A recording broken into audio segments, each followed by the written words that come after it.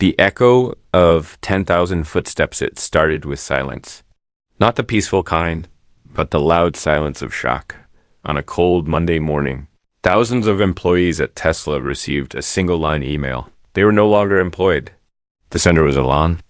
Musk. No warnings, no explanations, no time to prepare. Just one click, and their lives changed forever. Sundar Pichai, CEO of Google, was sitting in his quiet office in Mountain View when he heard the news. His assistant rushed in, breathless, holding her phone. Elon let go 10,000 people. Just like that. Sundar looked out the window. The sky was gray. The wind outside bent the trees low. Something felt wrong. Deeply wrong, but it wasn't his company. It wasn't his problem. Except it was. Because within minutes his inbox exploded. Emails from team leads, messages from product managers, hundreds of voices, worried, afraid. Are we next? They asked, what are you going to do? Then came the news channels, breaking headlines, whispers of an industry collapse. Tech was falling apart. Again, Sundar sat quietly. He remembered the first time he stepped into Google, years ago, with nothing but a backpack and a dream. He was just a boy from Chennai back then. Now, he held the power to shape lives. He opened one of the emails. It was from Maya, a software engineer in her third year. I've just bought a house, sir. I've been working day and night on the new AI project. Please tell me this isn't the end. He scrolled to another. A father of two, a single mother, a graduate who just got their first job. 10,000 voices echoed in his mind. And then came the meeting. We need to prepare layoffs, said Rajiv, the CFO. We can't afford to carry this many teams. If we don't act, we'll crash next quarter. How many? Sundar asked. At least 5,000, maybe more. The room fell quiet. He looked at the faces around him. Some looked down. Some looked away. Only one, Elena from HR, met his eyes. We can try something different, she said. We don't have to follow Elon's way. But time was running out. Sundar walked the halls that evening. No cameras, no assistants. Just him. He passed young engineers working late, a group laughing over pizza, a man on a video call showing his toddler the office. They didn't know. Not yet. That night, Sundar didn't sleep. He made calls. He ran numbers. He listened. And he remembered something his mother once told him. A man's real strength shows when he chooses others before himself. By morning, he had made a decision. It wasn't easy. It wasn't safe, but it was right. And then the impossible happened the next day. Sundar sent a message. To every Google employee. It said, I will not cut 5,000 jobs. Not even 5. I believe there is another way.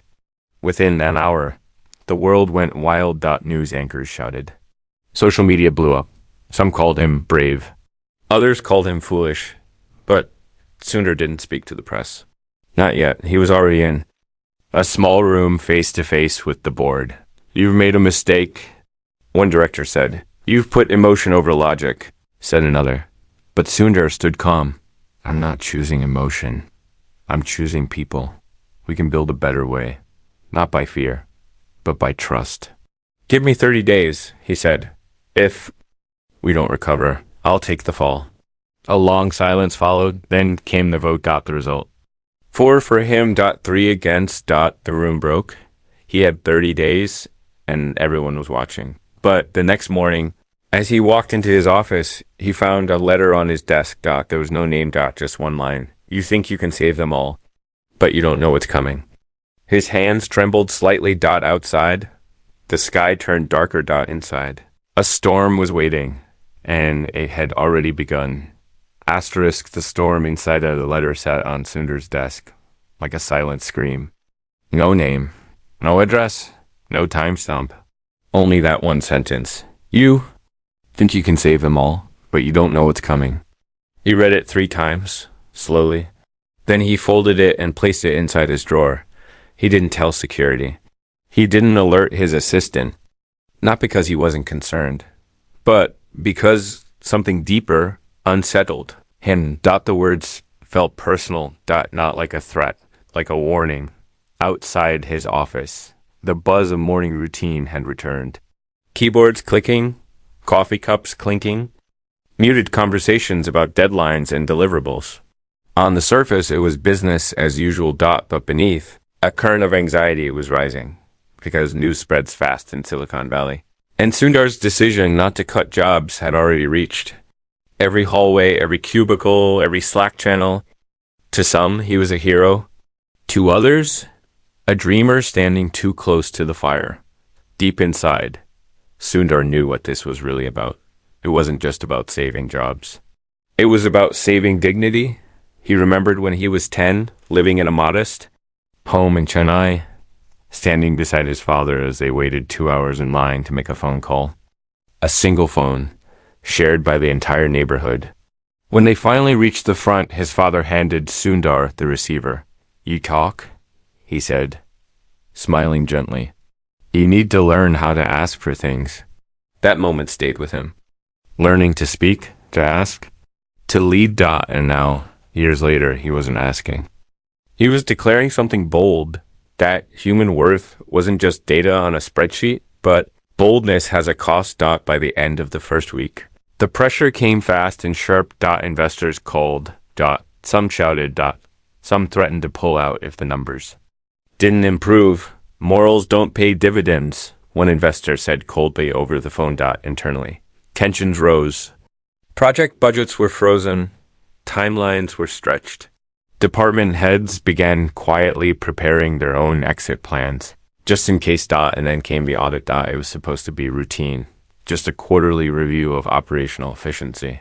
But what they found was far from routine. One internal system, handling third-party data transfers, had a vulnerability.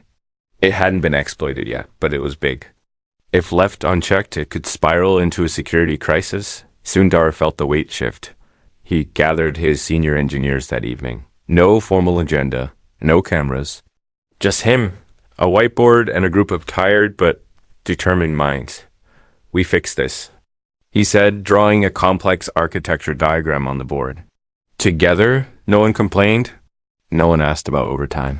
They stayed all night. Coding, patching, testing, because the culture Sundar had built wasn't just about code.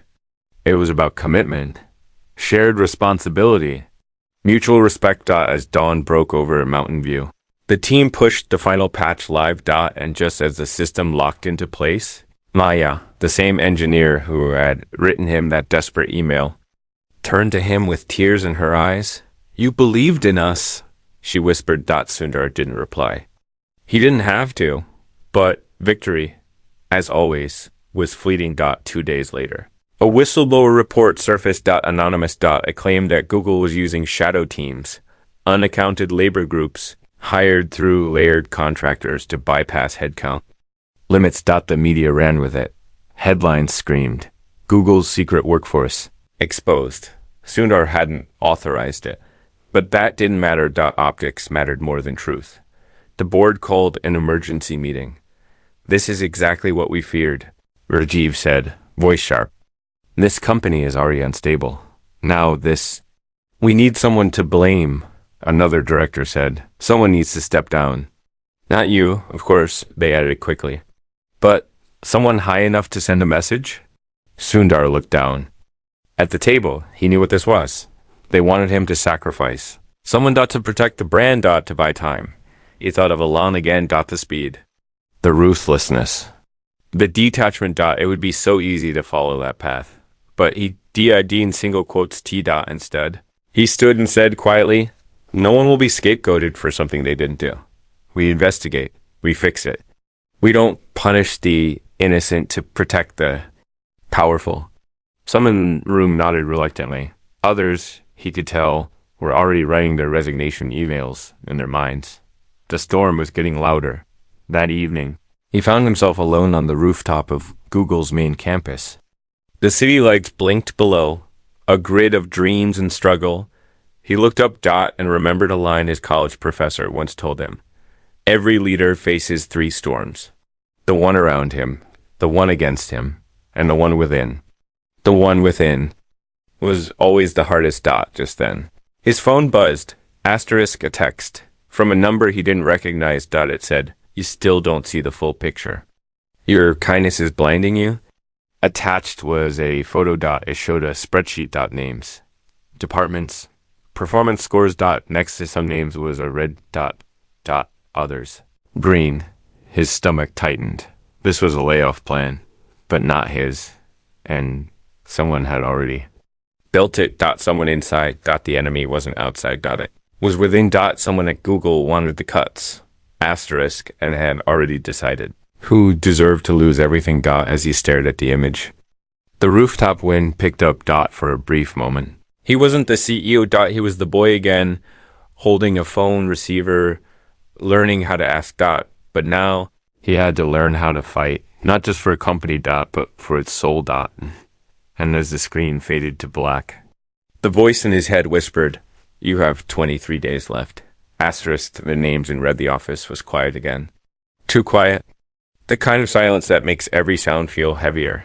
Like even the ticking of a wall clock carries meaning. Sundar sat in his chair, staring at the spreadsheet on his laptop screen. It was simple in design. A few columns, some color-coded, tags and names. Names of people he saw in the hallways. Names of people he had shaken hands with at company events. Names of people who had poured years of their lives into building the future. Asterisk. Next to each name was either a red or a green one.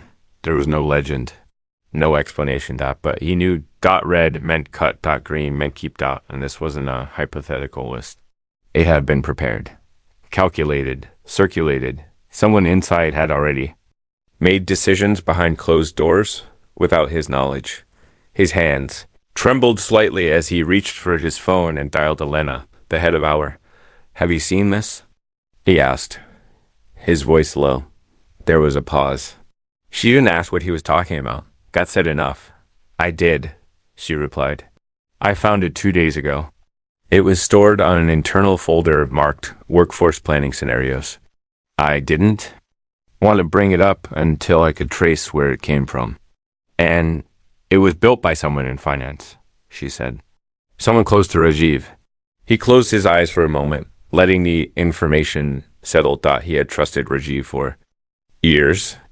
They had disagreed before, but always with respect. This felt different. This wasn't just disagreement. This was betrayal. And it wasn't just about him.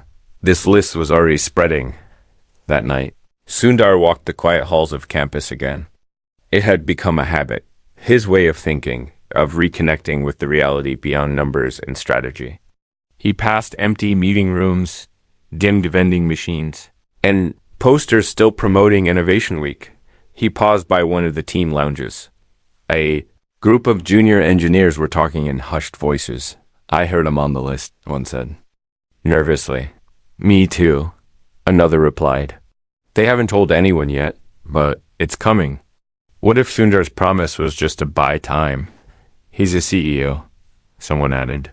"They always say the right thing, until it's time to swing the axe." Sundar didn't walk in.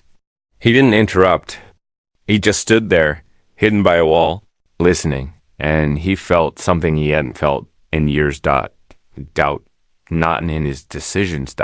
But in himself, because when the people you're fighting for stop believing in you, something breaks. But he also knew something else. You don't stop fighting just because it gets hard.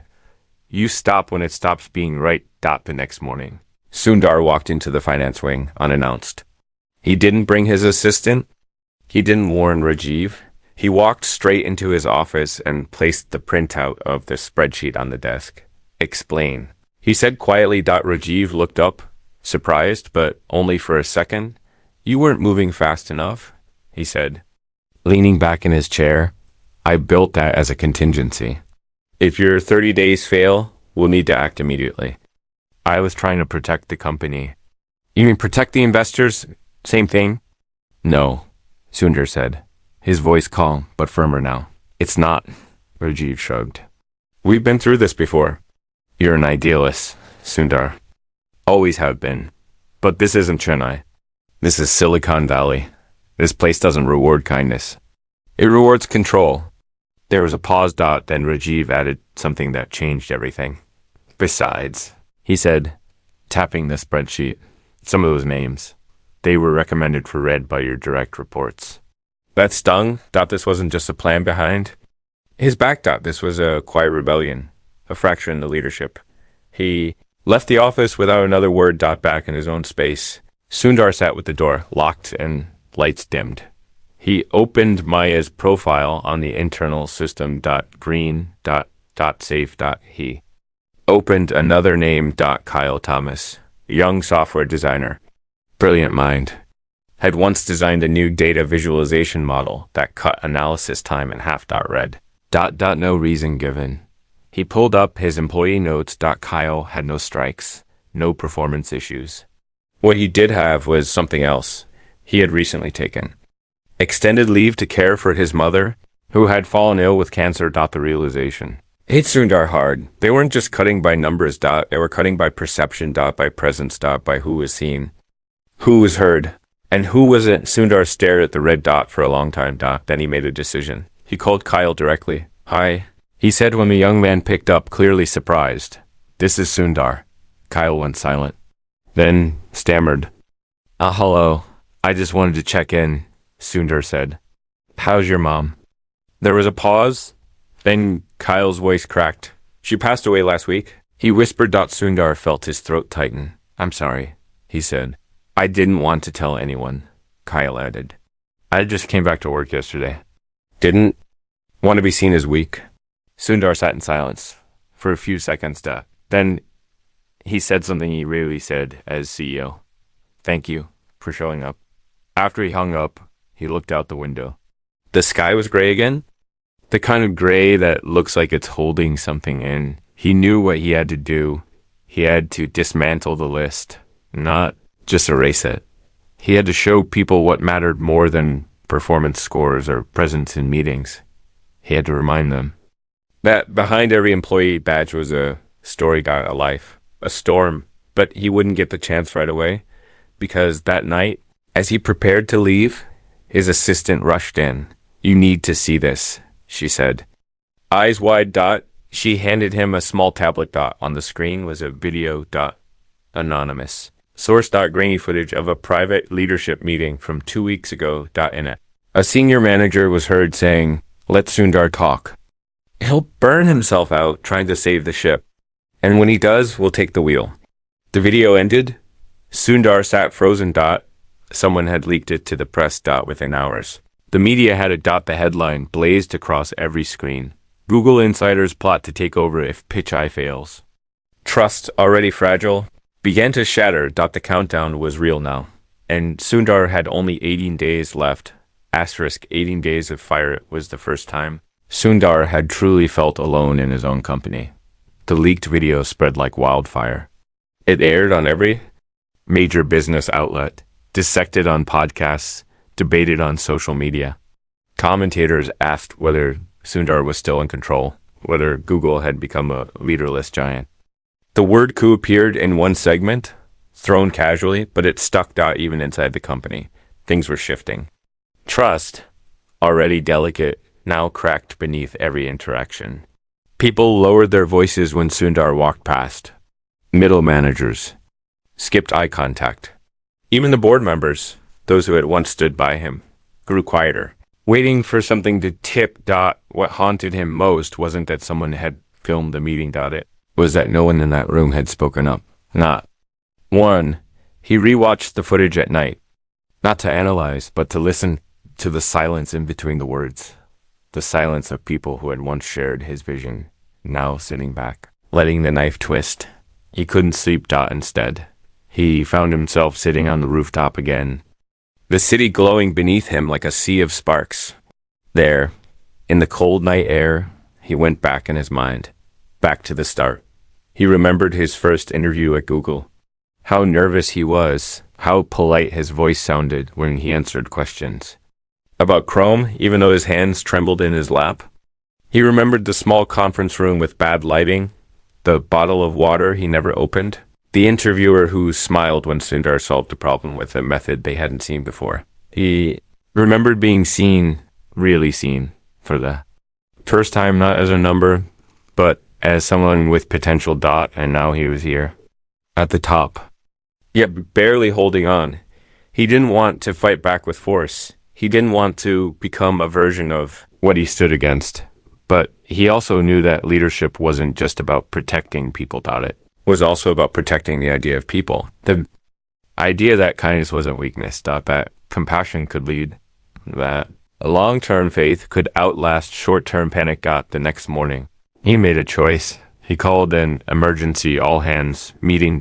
No scripts, no prepared speeches, no PR advisors. He walked onto the stage of the campus auditorium as hundreds of employees filled the room in thousands. More joined the live stream. The room fell silent. He took a breath. Then he said slowly, "I've seen the video. I know what's being said. I know what some of you are thinking." The silence grew deeper. Yes, I made a choice to protect jobs, to fight for stability without fear. And yes, some believe that's a mistake. He stepped forward. But here's what I also believe. I believe you are not numbers. You're not costs. You are not replaceable. The room remained still, tense. You are builders, creators, thinkers. You are the reason this company became what it is. A pause. So if anyone wants to take my place, they are welcome to step forward now. There was a long, terrifying silence. No one moved. No one spoke.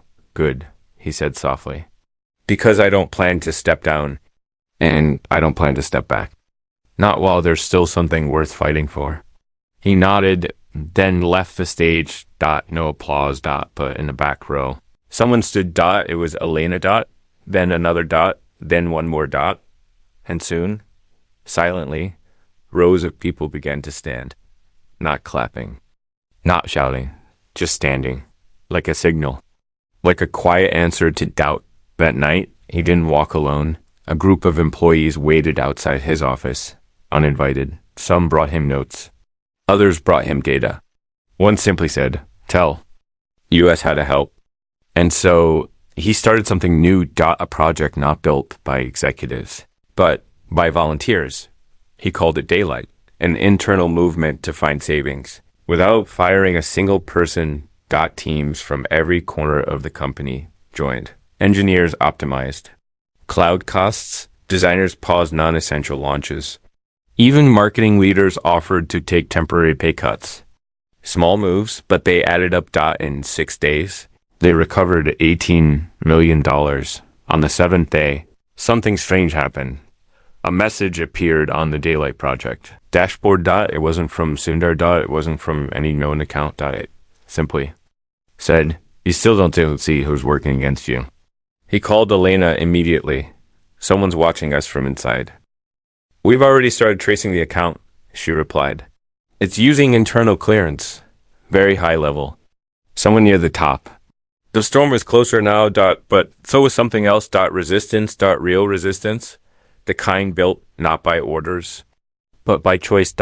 And then came the twist he never expected. As he sat reviewing updates from the Daylight project, a call came in from an old colleague, someone he hadn't spoken to in years. Her name was Dr. Aina Diash. She was now working at a competitor, one of the small AI startups rapidly growing in the valley. Her voice was urgent. "You need to know something," she said. "I have seen internal traffic from your servers. Detailed models, future features, exact roadmaps. It's being sold, quietly, to outside firms." Sundar froze. "What are you saying?" "You've got a leak," she said. "A major one. And it's not just about layoffs anymore." His blood ran cold. This wasn't just about betrayal. This was about sabotage. Someone inside was selling Google's future. And the list. The spreadsheet. With the red and green dots, might not have been a plan to protect the company. It might have been a cover. To weaken it. To divide it.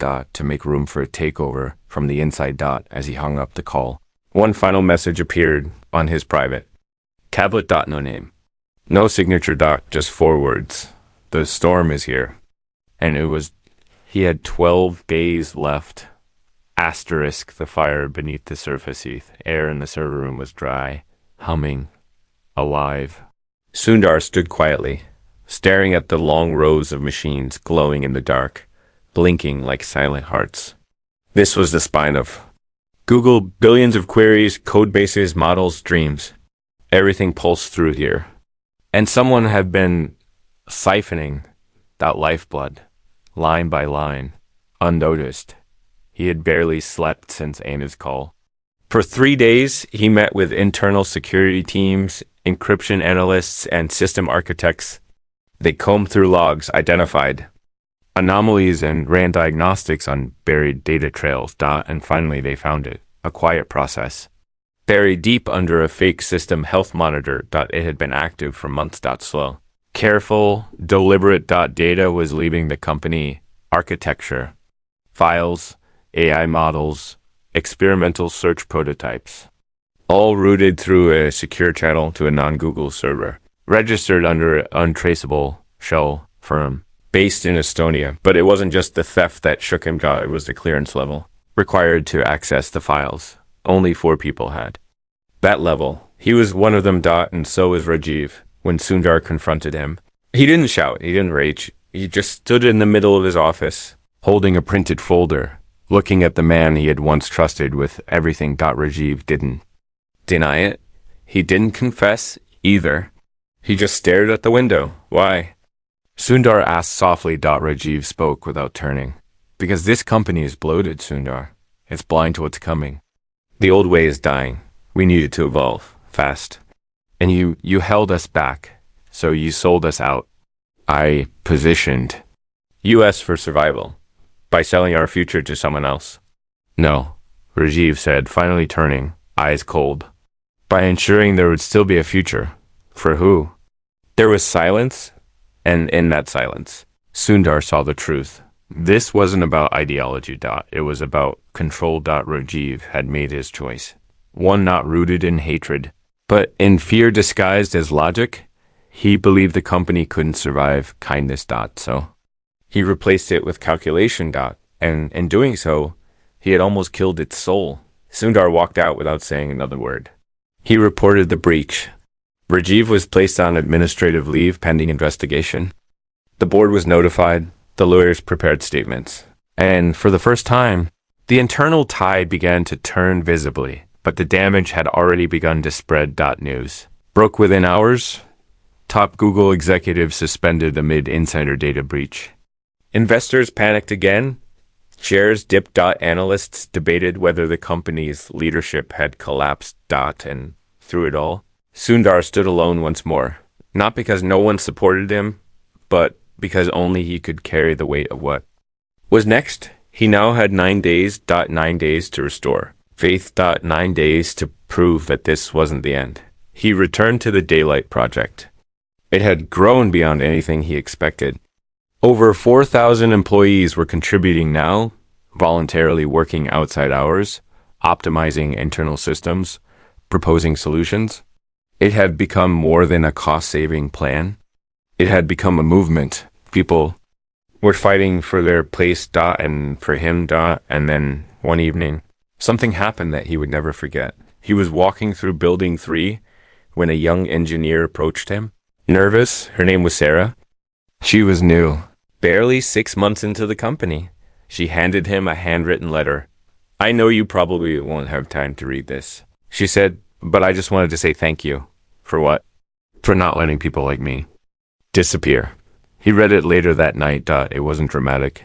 Just a simple note about how she had been laid off at her previous company, how she was about to quit tech entirely, and how working at Google had given her a second chance, not just at work, but at believing in herself. By the time he finished reading, his hands were shaking. He realized then that what he was fighting for wasn't a company. It was stories like hers, people who had almost given up, but didn't, because someone gave them a reason not to stop the next morning. He gathered the Daylight leads into a room. He gave no slides. No charts. Just one message. We've been defending our values. He said, now we take them further. We don't just save jobs. We create something better. He unveiled Project Echo, a new internal program that would take the tools, the insights, the methods of the Daylight Project and turn them into permanent structures across Google. Open innovation pipelines, cross-team mentorship systems, employee-led budget tracking, real transparency. We don't just fix this, Sundar said. We future-proof it, the room erupted. Not with noise, but with energy. People moved faster, thought sharper, felt louder, and for the first time. Sundar saw something shift, not in data, in belief. People were no longer following orders. They were following purpose, but even in victory. The shadow returned. Night, his assistant, found another letter on his desk. Same envelope. Same handwriting. No name. Just one line. You removed one head, but the body is still moving. Attached was a list. Names. 24 senior directors, product leads, security officials, people still loyal to Rajiv, people who had helped hide the breach, bury the layoffs, and slow down the Daylight project from the inside. People who were still inside the system. Some of them were watching him right now. He stood at his office window, looking out at the lit buildings of the campus. The machine was still infected, and he had only 6 days left. The soul of the machine Sundar sat at his desk as dawn broke across Mountain View, the sunlight creeping in slow, soft lines across the floor. It had been 90 hours since the last real sleep. His eyes were red, but his focus had never been sharper. Because in 6 days, a man can rebuild or collapse.